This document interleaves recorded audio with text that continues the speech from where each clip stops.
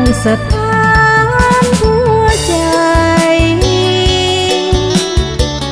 หากอายได้ไปบ่น้องอยู่บ่เสื่อเมื่ออายบ่เห็น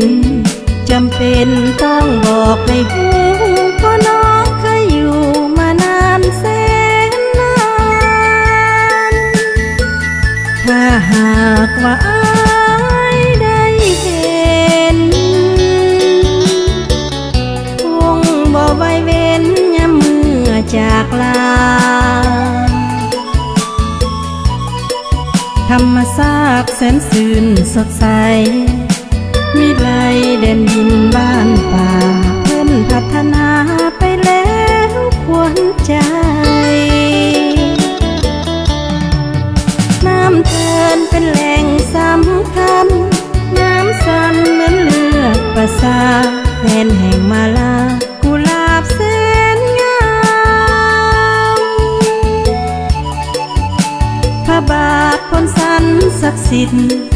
เนรมิตให้มีวัดด่านโอ้น้องสมานสถานที่เที่ยวชมถ้าหากว่าอายได้ไปบริคำใสแห่งเมืองปากสัน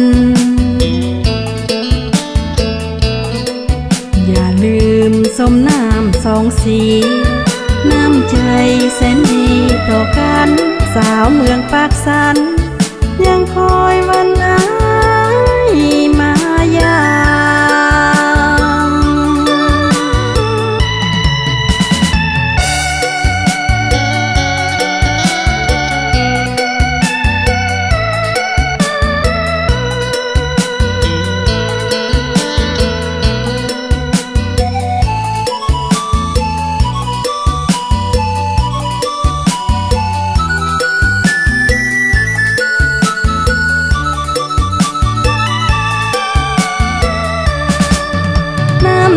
มเป็นแหล่งสำคัญน้ำสันเหมือนเลือดประสาแทนแห่งมาลากุหลาบแสนงาม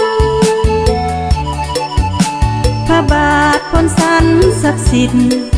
เนรมิตให้มีวัดด่านโอ้น้องสมานสถานที่เที่ยวช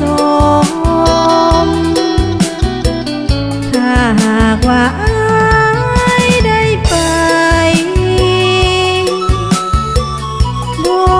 คำใสแห่งเมืองปากสัน